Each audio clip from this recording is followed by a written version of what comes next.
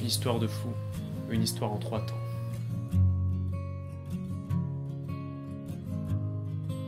Une histoire d'abord, celle de l'aliénation, l'aliénation loin, dans un asile ailleurs, à Neuilly-sur-Marne.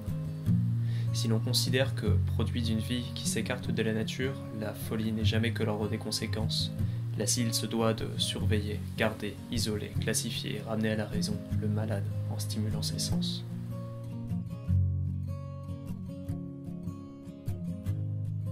Cette histoire commence en 1895, lorsque l'on décide de sa construction. Il sera beau, grand et symétrique. Symétrique et rangé, substitué à la folie, l'ordre et la netteté.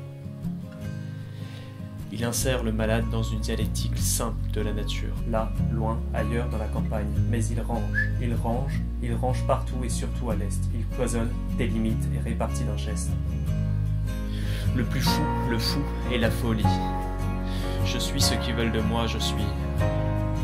J'ai mon bâtiment central, je loge dans des masses isolées. Je classe autour de cours arborés. Mais ça n'ira pas plus loin, car l'on critique, partout l'on critique et l'on décide de tester. Vas-y, teste, l'asile teste. L'asile village que l'on teste maintenant à l'ouest. Le jardin à l'anglaise, on ouvre, on rit, on socialise. On déambule et on vocalise. Mais communique-t-il? Les arbres sont partout et je fais le parc plutôt que l'asile.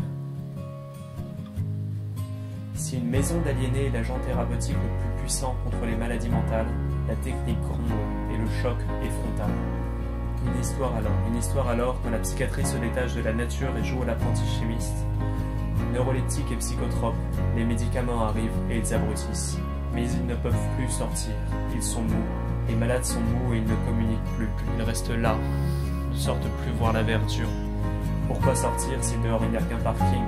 Alors on les laisse là et eux s'inclinent. Pourquoi s'embêter si les médicaments traitent, s'ils ne sortent plus et personne ne s'inquiète? Ces bâtiments ne sont plus qu'un intérieur, une cour, et l'extérieur est technique, tuyaux, canalisation et perfusion climatique. Une histoire enfin qui fout tout en l'air. S'il n'y a plus de malades, nous restera-t-il la terre?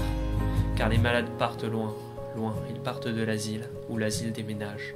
On le divise et on l'envoie loin, reste à tourner la page. Tout est vide alors, et l'asile perd ses aliénés. Que restera-t-il quand l'asile sera déserté? Je vous parle d'une histoire de fou. Une histoire de fou, de transformation d'un asile en ville. Mais si l'on doit le changer, que garder de l'asile? C'est l'histoire d'une transformation où l'architecture la plus ancienne est la seule conservée. Ce qui est jeune, mais bien trop vieilli, ne survivra donc pas à la société. C'est l'histoire où l'architecture engagée survit à l'obsolescence d'une technique spécialisée.